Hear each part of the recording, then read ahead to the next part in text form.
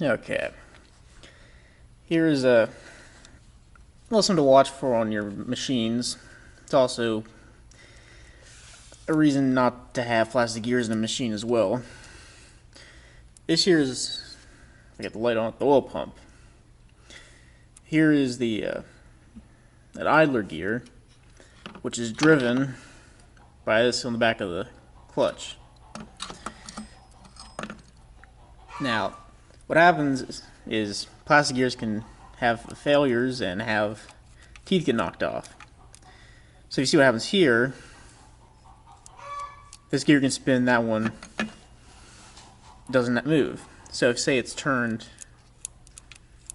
to there, where it's supposed to mesh with this, if it ends up sitting there, the clutch can keep on going, the motor runs, not pumping oil.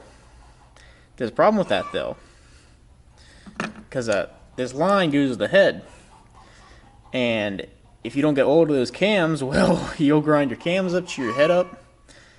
I've seen that happen already with someone else's vehicle. They put the oil filter in backwards, no oil to the head, they had to buy a new head and cams and all. It's a nice pricey bill, so keep an eye out if you have like maintenance intervals or you need to change a clutch. If you have a 4-stroke, check the gears if they're plastic, or even if the metal, check them, make sure the pump's able to go.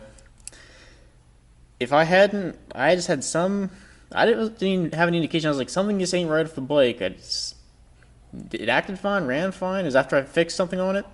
I actually repaired this because it snapped off the kickstart shaft. Just something just knew it wasn't right. So I tore back apart, or I started trying to troubleshoot, and I just couldn't.